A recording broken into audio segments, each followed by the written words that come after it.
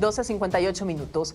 En los pequeños negocios, el alza en los precios y en las nóminas ya se empieza a sentir. Restaurantes, panaderías y barberías hacen cuentas, ajustan costos y toman decisiones ante el impacto en los bolsillos. En negocios pequeños y panaderías de barrio donde cada peso cuenta, el aumento de la nómina se suma a una cadena de costos que no deja de crecer. Insumos, servicios, transporte y arriendo. Un bulto de naranja costaba 56 y quedó en 90.000. Con eso te digo más del 23%. Estamos haciendo el incremento de a poco. Segundo, cómo vamos viendo las cosas, las ganancias. El corrientazo, una opción de almuerzo tradicional para quienes trabajan fuera de la casa, también subió de precio. Así como los desayunos, comer fuera de casa ya no es un hábito simple, sino una decisión que se piensa 2 veces. Anteriormente costaba un desayuno completo 18.000 pesos. Y ahorita, como puedes ver, 21.000. Hay personas que ya dejaron de venir y solo vienen a almorzar porque ya les tocó dejar de desayunar o venir a almorzar o desayunar tarde y saltarse el almuerzo. Algunos negocios han tenido que apretarse aún más el cinturón, reducir turnos y no contratar nuevo personal para así sostener la nómina. Tengo 7 personas que me acompañan en el día a día, de lunes a viernes acá. Los fines de semana aumentamos la capacidad operativa a 12 personas.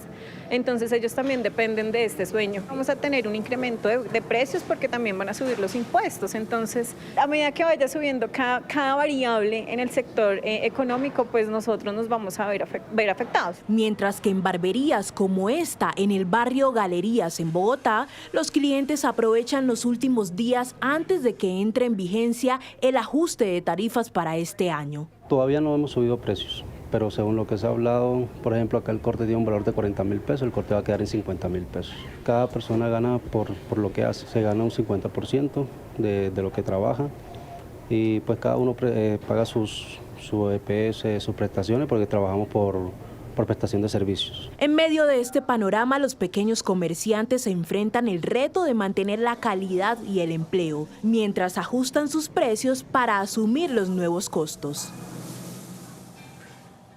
Pues diversos gremios de la producción se declararon alarmados por los impactos que generará el reajuste del 23% en el salario mínimo.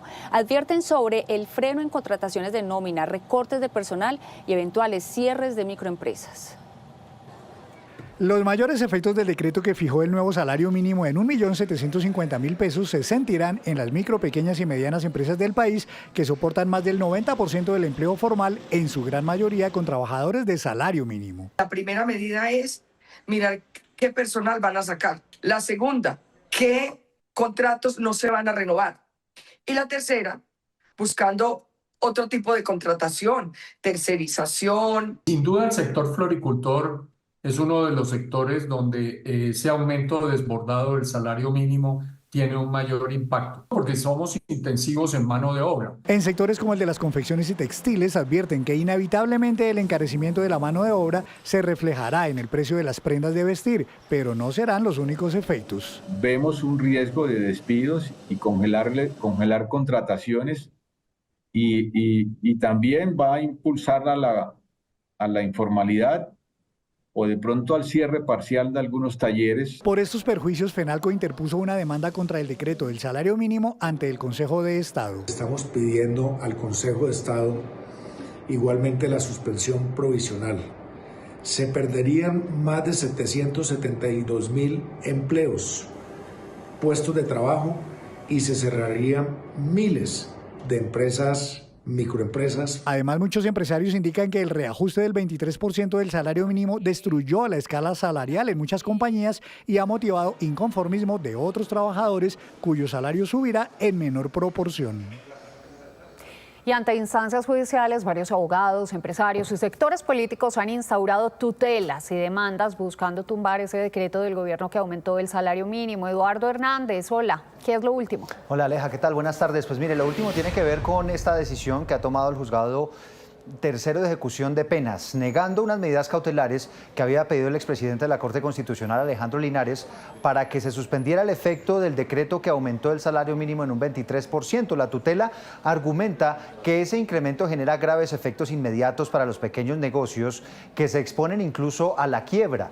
Por eso se hace necesaria la intervención de la justicia para detener dichos efectos.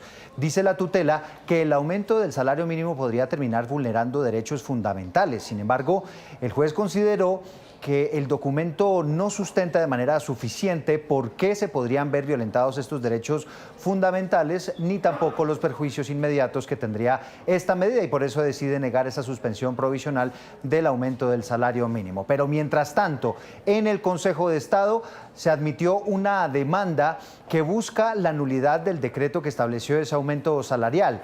Considera que cumple con todos los requisitos legales. El demandante es Germán Eduardo Castro Marín y argumenta que el gobierno no dio una justificación técnica suficiente para establecer un aumento del 23%, ni habría existido ningún acuerdo entre las partes allí en la mesa de concertación laboral.